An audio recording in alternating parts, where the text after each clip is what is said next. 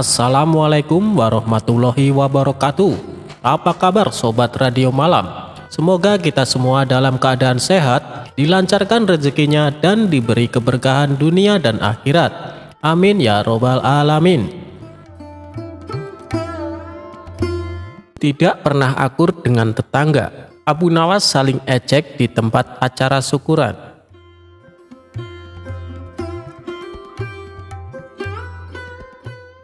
Cerita lucu Abu Nawas kali ini melibatkan tetangganya yang bernama Abu Jahal. Bermula dari setiap kali ada tetangga yang mengadakan pesta, biasanya Abu Jahal yang paling rakus. Tanpa malu ia makan semua hidangan yang ada di meja makan. Bahkan Abu Jahal pernah sampai menyembunyikan makanan di dalam kantong bajunya. Perbuatan ini membuat tamu-tamu yang lain merasa risih. Tapi oleh Abu Nawas dijadikan kesempatan untuk mengerjai Abu Jahal. Hal ini ternyata sudah sering terjadi. Dimanapun tempat mengadakan acara pesta, Abu Jahal menunjukkan sifat rakusnya. Disitulah Abu Nawas langsung mengerjainya. Tentu saja ulah konyol Abu Nawas ini membuat para tamu yang hadir tertawa terpingkal-pingkal. Sementara Abu Jahal yang sering menjadi bahan tertawaan menyimpan rasa dendam kepada Abu Nawas. Ia pun berniat ingin membalasnya. Sampai pada suatu ketika, Tuan Hamid yang merupakan tetangga mereka hendak mengadakan pesta syukuran. Semua tetangga diundang untuk makan malam, termasuk Abu Jahal dan Abu Nawas. Ini kesempatan yang tepat untuk membalas perbuatan Abu Nawas, pikir Abu Jahal. Ketika hari sudah menunjukkan malam, Abu Jahal pun berangkat ke rumah Tuan Hamid untuk menghadiri jamuan makan malam. Sesampainya di sana, ternyata para tamu undangan sudah duduk berkumpul di depan meja yang besar. Di situ tampak juga Abu Nawas yang sedang mengobrol bersama tamu lainnya. Sembari menunggu hidangan yang akan disajikan, Abu Jahal menghampiri mereka. Ia sengaja mengambil tempat duduk yang bersebelahan dengan Abu Nawas. Melihat kedatangan Abu Jahal, Abu Nawas pun menyapanya. "Hai Abu Jahal, tumben datangnya telat. Biasanya kamu yang paling pertama," celetuk Abu Nawas menggodanya. Semua tamu yang hadir spontan tertawa mendengarnya. Namun Abu Jahal tetap tenang. Ia tidak terpancing dengan ledekan Abu Nawas. Tidak berapa lama datanglah hidangan sop kambing yang sangat lezat dan menggugah selera. Setelah diletakkan di meja makan, tibalah waktunya untuk menyantap hidangan. Abu Jahal yang biasanya paling pertama mengambil makanan memilih untuk tetap tenang. Ia hanya memandangi para tamu yang asik mengambil sop kambing. Begitu juga dengan Abu Nawas, terlihat sangat antusias mengambil sop kambing di meja makan. Lalu ia menyantapnya dengan sangat lahap. Mungkin karena sedang lapar, Abu Nawas sampai beberapa kali menambah porsinya.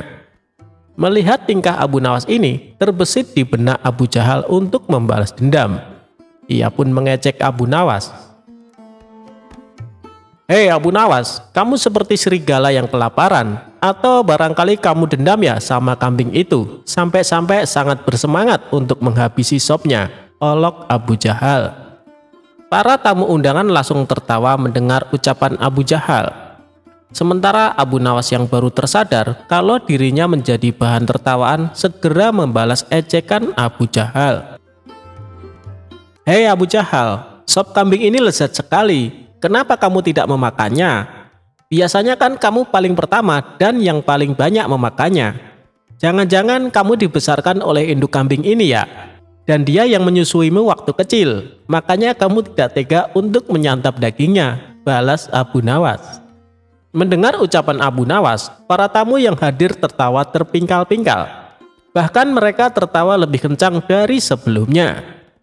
Sementara muka Abu Jahal seketika berubah memerah menahan emosi. Ia pun memilih meninggalkan acara pesta yang diadakan di rumah Tuan Hamid.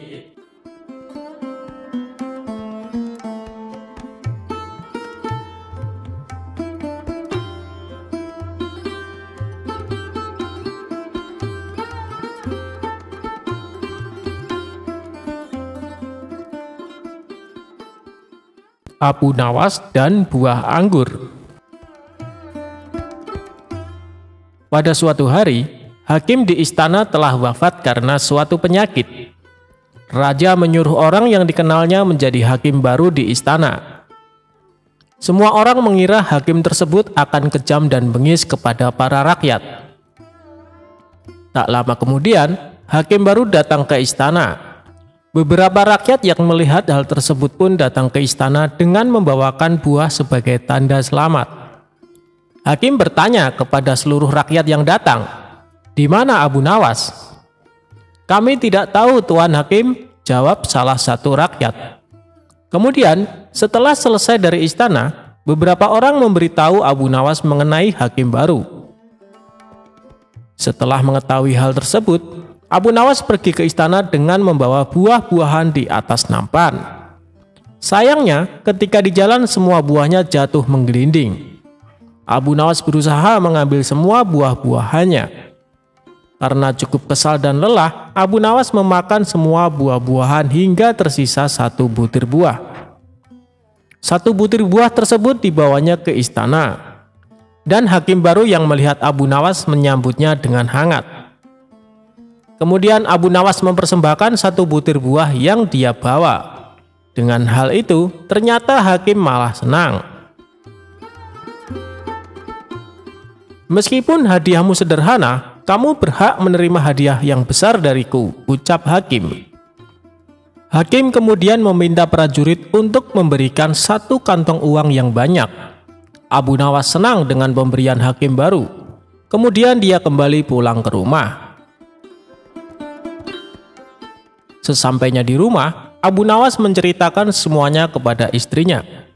Setelah diberitahu, istrinya menyarankan Abu Nawas untuk memberikan buah yang lebih banyak lagi kepada hakim agar mendapatkan uang yang banyak. Keesokan harinya, Abu Nawas membawa buah nanas di keranjang yang telah dia persiapkan. Saat di jalan, Abu Nawas bertemu dengan temannya. "Kamu mau kemana, Abu Nawas?" tanya temannya. "Aku mau ke istana bertemu dengan Tuan Hakim," jawab Abu Nawas. "Apakah nanas yang kau bawa itu untuk Tuan Hakim?" tanya temannya. "Ya, tentu," kata Abu Nawas. Teman Abu Nawas menyarankan dia untuk memberikan buah anggur saja agar lebih pantas diterima oleh hakim baru. Abu Nawas setuju dengan saran temannya.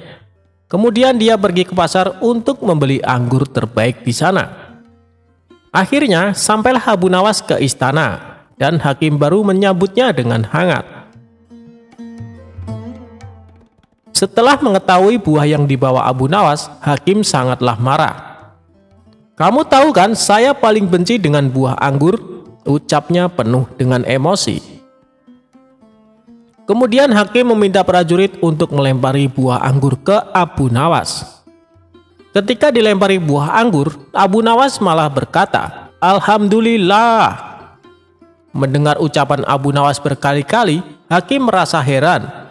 Kemudian dia bertanya kepada Abu Nawas, "Abu Nawas, kenapa kamu terus mengucapkan Alhamdulillah ketika dilempari buah anggur?" tanya hakim. "Begini Tuan Hakim, awalnya aku ingin membawa satu keranjang buah nanas untuk Tuan Hakim. Untungnya ada temanku yang menyarankan untuk membawa buah anggur saja. Bayangin coba kalau buah nanas yang dilemparkan bisa benjol kepala saya," jawab Abu Nawas cengengesan. Mendengar jawaban Abu Nawas, hakim terpingkal-pingkal mendengarnya. Kemudian dia diperbolehkan kembali pulang ke rumah.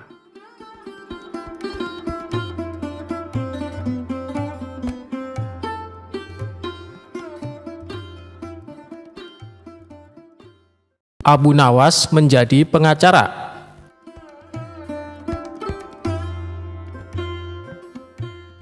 Suatu hari, raja didatangi oleh orang miskin yang mengadukan suatu masalah. "Apa masalahmu, Tuan? Cobalah ceritakan padaku," kata sang raja. "Nama saya Abu Sukun. Saya orang miskin. Di sebelah rumah saya ada orang kaya. Orang kaya itu menyuruh saya membayar uang karena saya dituduh mencium bau makanannya tanpa izin. Bagaimana saya bisa menghindari bau makanannya sementara rumahnya bersebelahan dengan rumah saya, tuanku, kata Abu Sukun. Apakah Anda sudah membawa kasus ini ke pengadilan? Tanya raja.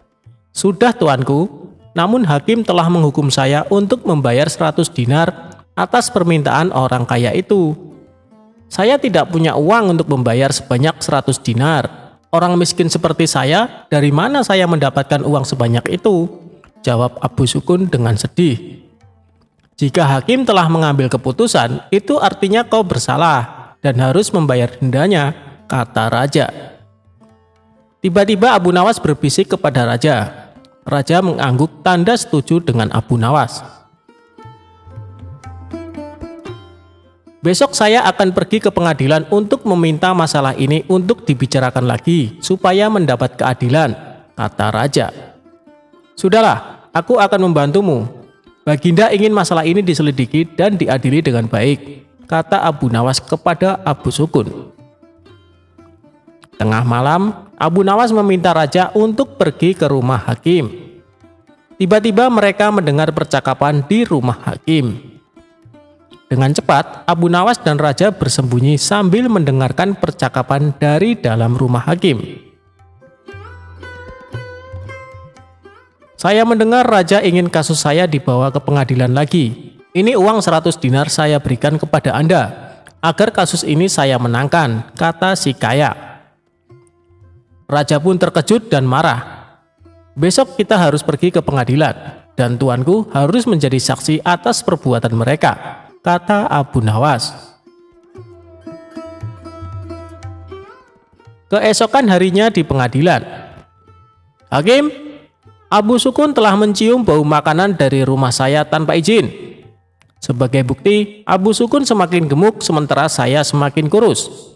Itu tidak adil dan saya meminta Abu Sukun untuk membayar 100 dinar untuk bau makanan yang sudah dicium Abu Sukun, kata orang kaya.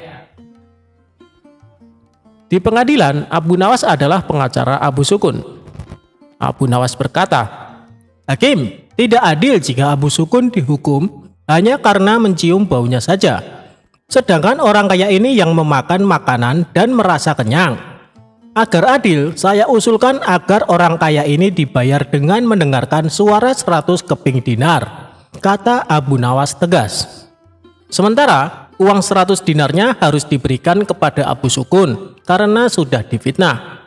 Dan hakim sendiri akan dihukum oleh raja karena memakan 100 dinar uang suap dari orang kaya, kata Abu Nawas. Hakim kaget dan sangat malu ketika tindakannya juga terungkap. Benar Hakim, aku telah melihat dan mendengar dengan jelas tentang penipuanmu tadi malam, kata sang raja. Baginda raja sangat terkesan dengan penjelasan Abu Nawas dan memecat hakim karena tidak jujur dan memakan suap. Ingat, menjadi hakim kalau tidak benar dan adil akan dijebloskan ke neraka, kata Abu Nawas sambil memberi nasihat. Raja pun senang dan memberikan banyak hadiah kepada Abu Nawas.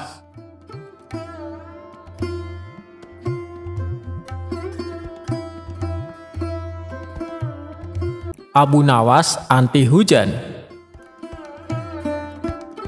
Sejak peristiwa penghancuran barang-barang di istana oleh Abu Nawas yang disaksikan oleh Baginda Raja, saat itu pula Baginda Raja sangat kesal dan ingin segera untuk menangkap si tersangka yaitu Abu Nawas agar dijebloskan ke dalam penjara karena ulah dari tingkah lakunya. Sudah menjadi hukum bagi siapa saja yang tidak sanggup melaksanakan titah Baginda Raja, apalagi sampai membangkang kepada sang raja, maka tak disangsikan lagi bahwa ia akan mendapatkan hukuman.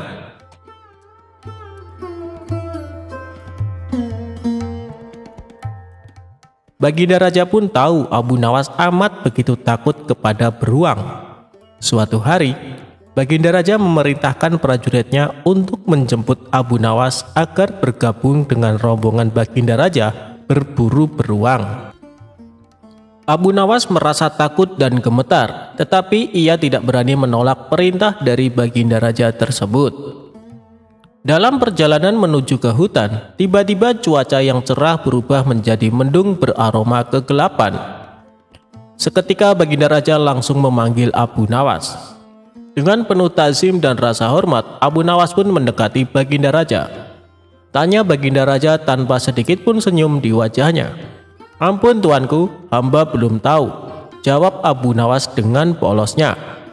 "Kau pasti tahu bahwa sebentar lagi akan turun hujan. Hutan masih jauh dari sini. Kau kuberi kuda yang lamban. Sedang aku dan pengawal-pengawalku akan menunggangi kuda yang cepat. Nanti pada waktu makan siang kita berkumpul di tempat peristirahatanku. Bila hujan turun, kita harus menghindarinya dengan cara kita masing-masing agar pakaian kita tetap kering. Sekarang mari kita berpencar," Baginda Raja menjelaskan. Kemudian Baginda Raja dan rombongan mulai bergerak dan berpencar. Abu Nawas kini tahu Baginda Raja akan menjebaknya. Lalu ia harus mencari akal. Ia pun memutar otak cerdiknya. Dan ketika Abu Nawas sedang berpikir, tiba-tiba hujan pun turun. Begitu hujan turun, Baginda Raja beserta rombongannya segera memacu kuda mereka masing-masing untuk mencapai tempat perlindungan yang terdekat. Tetapi karena derasnya hujan, Baginda Raja dan para pengawalnya basah kuyup. Ketika waktu makan siang tiba, Baginda Raja bersegera menuju tempat peristirahatan. Belum sempat baju Baginda Raja dan para pengawalnya kering, Abu Nawas datang dengan menunggang kuda yang amat lamban. Baginda Raja dan para pengawalnya seketika terperangah terkejut, kebingungan karena baju Abu Nawas tidak basah sama sekali.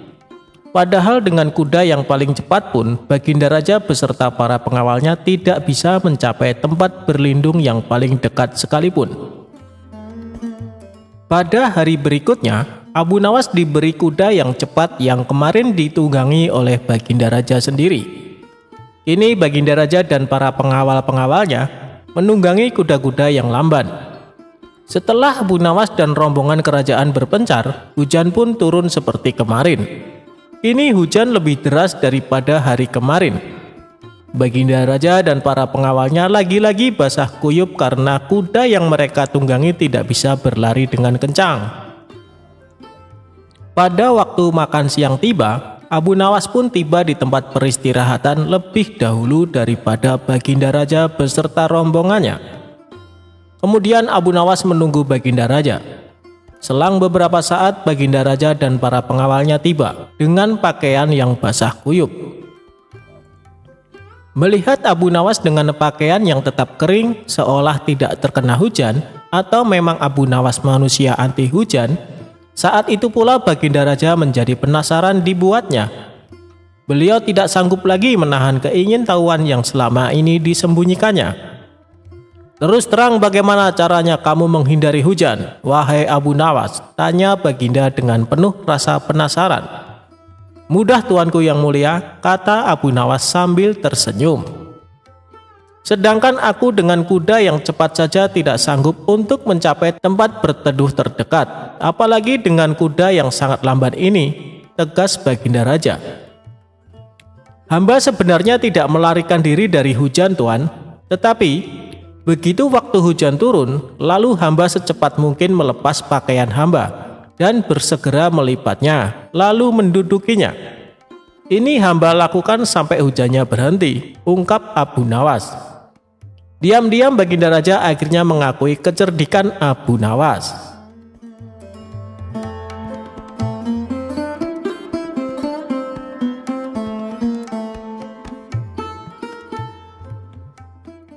Perebutan tanah Abu Nawas dan Abu Jahal.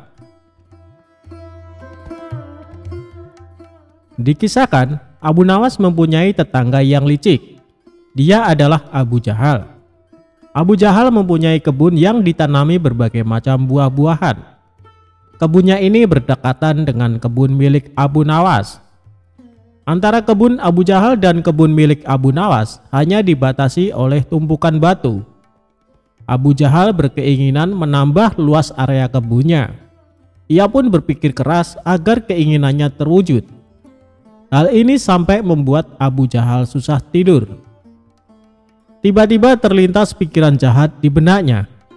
Aku harus melakukannya. Sekarang mumpung waktunya sudah malam, pikir Abu Jahal. Di tengah malam gelap gulita, Abu Jahal langsung pergi menuju kebun miliknya. Dia mencari pembatas tumpukan batu yang menjadi pemisah antara kebunnya dan kebun milik Abu Nawas. Setelah menemukannya, dia mulai mengangkat satu persatu batunya, lalu dia memindahkan di area kebun milik Abu Nawas. Dengan begitu, luas kebun milik Abu Jahal menjadi bertambah luas. Setelah selesai, dia kembali pulang ke rumahnya dengan sembunyi-sembunyi, dan dia senang dengan apa yang dilakukannya. Selama beberapa hari, Abu Nawas tak menyadari dengan perbuatan Abu Jahal. Ia masih santai menanam buah-buahan di area yang telah dicuri Abu Jahal. Seiring berjalannya waktu, buah yang ditanami Abu Nawas kini berbuah. Buahnya besar-besar dan segar. Melihat hal itu, Abu Jahal senang bukan kepalang. Ia pun segera memanen tanaman buah tersebut. Tidak berapa lama datanglah Abu Nawas. Ia sangat terkejut melihat Abu Jahal memanen tanaman buah miliknya.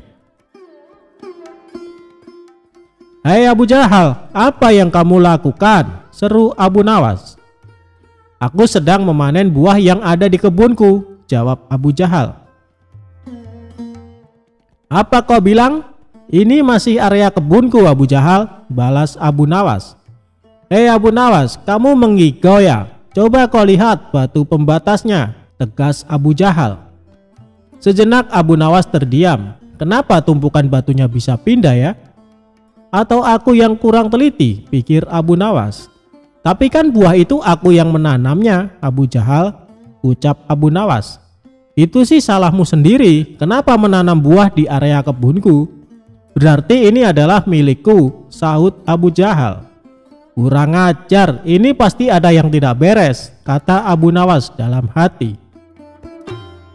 "Hei Abu Jahal, kamu pasti memindahkan tumpukan batu itu kan?" tanya Abu Nawas geram.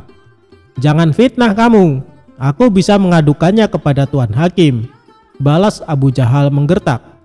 "Ayo kita selesaikan masalah ini di depan Tuan Hakim," timbal Abu Nawas.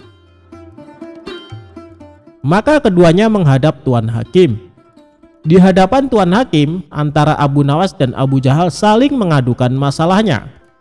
Setelah mendengar penuturan dari kedua belah pihak, Tuan Hakim pun berkata, "Jujur saja saya sangat bingung, siapa di antara kalian yang benar? Tapi sepertinya aku lebih percaya Abu Jahal." "Kenapa Tuan Hakim begitu mudah memutuskan hal itu? Anda adalah hakim yang terkenal bijak. Harusnya Anda lebih berhati-hati dalam memutuskan," balas Abu Nawas tidak terima. "Sudahlah Abu Nawas, terima saja keputusan hakim. Toh area kebunmu masih juga luas," ucap Abu Jahal. "Enak saja kamu bicara, kamu telah mencuri lahanku. Kamu sengaja memindahkan tumpukan batu yang menjadi pembatas," bentak Abu Nawas.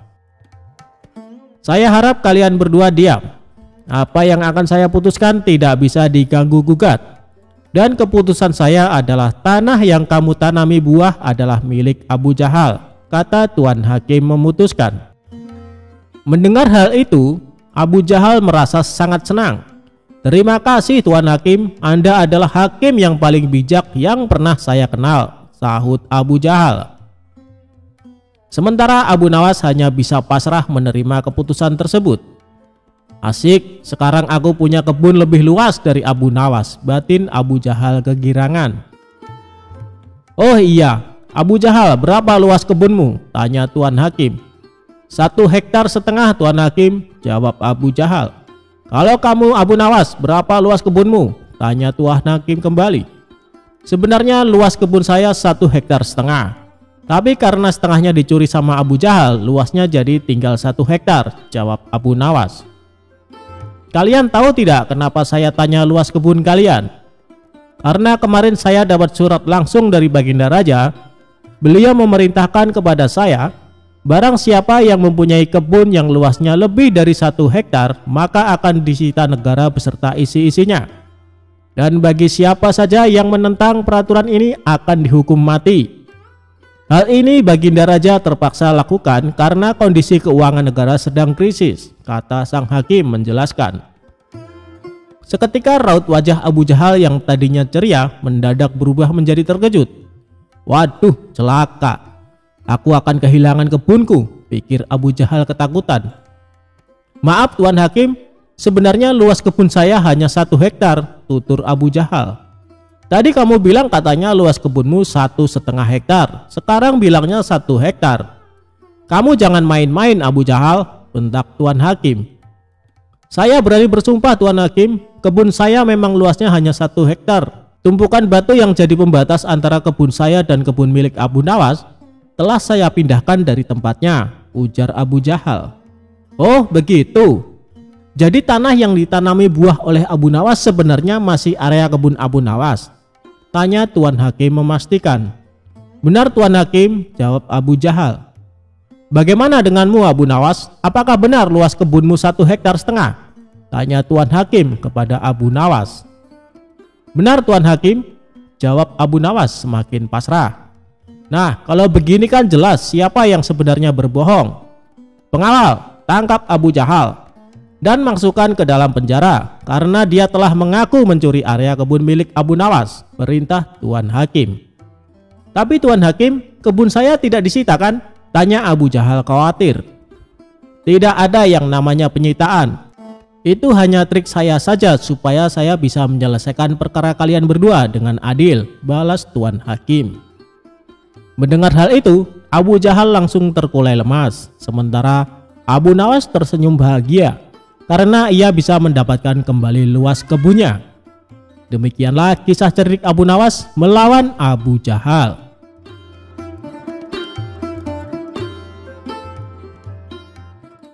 Abu Nawas dihukum masuk kandang singa gara-gara bikin kesal Baginda Raja.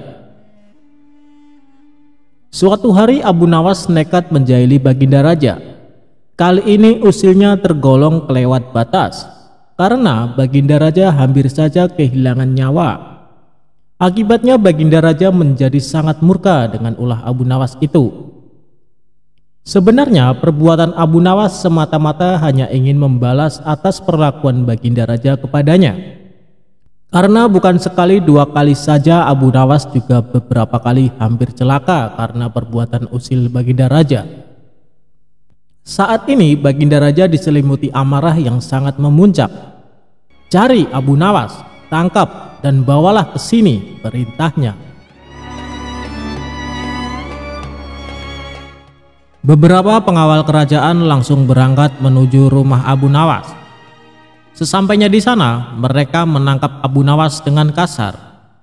Apa-apaan ini? Apa salahku? Tanya Abu Nawas ketakutan. Kami diperintahkan Baginda Raja untuk menangkapmu. Kalau kamu menolak, kami tetap akan membawamu dengan cara paksa, jawab para pengawal. Abu Nawas pun hanya bisa pasrah. Ia kemudian digiring ke istana dihadapkan ke Baginda Raja. Ampun Paduka yang mulia, kenapa hamba diperlakukan kasar begini? Tanya Abu Nawas. Kamu jangan pura-pura tidak tahu, kamu telah membuat aku murka. Perbuatan usilmu kemarin hampir saja membuatku mati. Kamu keterlaluan dan sangat kurang ajar, jawab Baginda Raja penuh emosi. Maafkan hamba Paduka yang mulia, hamba khilaf, ucap Abu Nawas. Saat ini sudah tidak ada maaf bagimu, kamu harus dihukum mati, bentak Baginda Raja. Lalu dengan cara apa hamba dihukum mati Paduka? Dipancung atau digantung? Tanya Abu Nawas. Bukan dengan cara seperti itu. Karena hukuman seperti itu hanya jadi bahan lelucon bagimu, balas Baginda Raja bertambah emosi. Abu Nawas menangkap keseriusan pada diri Baginda Raja. Sepertinya Paduka tidak main-main. Ia terlihat sangat marah padaku, pikir Abu Nawas. Bahkan para menteri dan prajurit menundukkan kepala. Tidak ada yang berani menatap Baginda Raja. Hai pengawal, masukkan Abu Nawas ke kandang singa, teriak Baginda Raja memecah keheningan. Para menteri dan segenap prajurit terkejut mendengar perintah tersebut. Karena walau bagaimanapun Abu Nawas adalah sosok yang baik. Sering berjasa mengungkap kasus-kasus di dalam istana yang sulit terpecahkan. Mereka tidak sampai hati melihat Abu Nawas tewas mengenaskan diterkam singa buas. Tapi karena ini adalah titah Baginda Raja, tidak ada seorang pun yang berani menentangnya. Lalu seorang penasehat istana berkata, "Ampun Paduka yang mulia, apakah tidak berlebihan hukuman yang diberikan? Bukankah lebih baik bila Abu Nawas dihukum penjara saja?" ujar penasehat istana coba membela Abu Nawas. "Kalau tidak suka dengan keputusanku, kau boleh ikut dengan Abu Nawas," hardik Baginda Raja. Sang penasehat istana hanya terdiam, ia tidak berani membantahnya. Sementara Abu Nawas tertunduk lesu mendengar keputusan tersebut, tubuhnya langsung lemas dan gemeteran. Namun, ketika hendak dimasukkan ke kandang singa, Abu Nawas berkata, "Ampun Paduka yang mulia, hamba ikhlas menerima hukuman ini dan hamba sudah pasrah. Tapi berilah waktu hamba 3 bulan. Hamba ingin agar di akhir kematian disibukkan oleh amal ibadah." Sejenak Baginda Raja terdiam. Tidak beberapa lama kemudian Baginda Raja berkata, "Baik, aku kabulkan permintaanmu. Tapi selama itu pula kamu harus hidup dalam penjara dan kamu dilarang menemui keluargamu." Abu Nawas pun menyetujui syarat tersebut. "Kalau diperkenankan, bolehkah saya minta satu permintaan lagi?" tutur Abu Nawas. "Apa permintaanmu?" tanya Baginda Raja. "Supaya kehidupan hamba di dalam penjara tidak membosankan, izinkan hamba memberi makan singa yang ada di kandang," jawab Abu Nawas. "Tidak masalah. Nanti ruang penjaramu bersebelahan dengan kandang singa," ujar Baginda Raja. Maka dimasukkanlah Abu Nawas ke penjara. Pada bulan pertama Abu Nawas melalui waktu dengan beribadah, sedangkan tiap pagi dan sore diisi dengan memberi makan singa. Pada bulan kedua dan ketiga, Abu Nawas makin tekun beribadah. Ia juga lebih rajin memberi makan singa. Abu Nawas memperlakukan singa itu layaknya sahabat. 3 bulan pun berlalu dan tibalah saatnya bagi Abu Nawas untuk menjalani hukuman atas perintah Baginda Raja. Beberapa pengawal istana memasukkan Abu Nawas ke kandang singa. Sementara para menteri yang ikut menyaksikan merasa iba dengan nasib Abu Nawas. Tapi tiba-tiba terjadi peristiwa tidak terduga saat Abu Nawas berada di dalam kandang singa. Singa tersebut tidak menerkam, tapi justru menjilati kaki dan tangan Abu Nawas. Abu Nawas pun membalasnya dengan mengelus-elus tubuh dan kepala singa. Singa yang terkenal buas ini mendadak tunduk dan nurut kepada Abu Nawas. Sontak saja pemandangan itu membuat mereka yang hadir menjadi terkejut dan heran.